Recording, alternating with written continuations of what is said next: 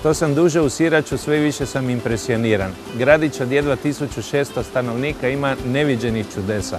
Ja se nalazim na jednom od 9 mostića na Bijeloj, tu u Gradiću.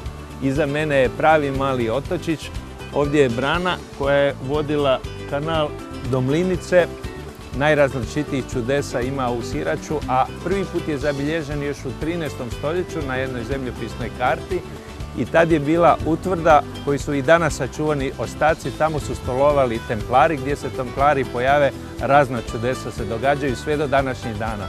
Tako da čak i osnovna škola u kojoj ćemo kuhat nije obična osnovna škola, nego osnovna škola Sirač, čudo samo po sebi. Dobar dan, gospođo Vida. Dobar dan. Rene. Drago mi je. Ja sam došao da me podučite i da kušam, naravno, jedne obično neobične palačinke, tak sam čuo.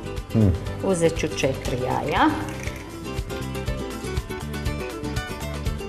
Dobro. Malo ću razmiltit. Dodat ću vanilin šećer. Okay.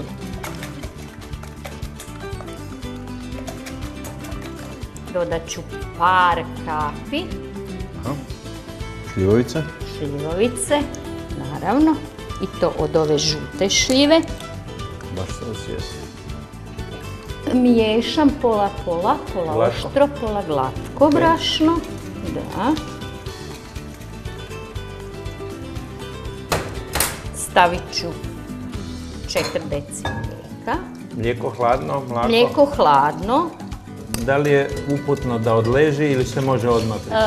Važno je da tijesto barem 15 minuta odleži, barem 15 minuta.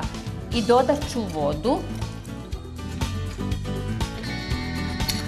Malo šećera i stavit ću mrvicu soli. To sam htio biti. To mi je... Mrvica soli. Nadao sam se, da vam velim, to mi se primijetio sam kod svih dobrih kuhara, u sve slatko, barem malo soli. Mrvica soli.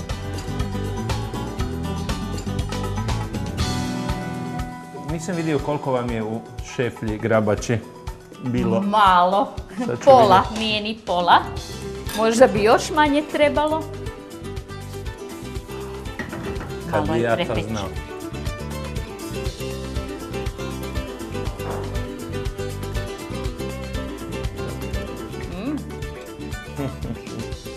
Odsutni trenutak. Ajde, trenutak.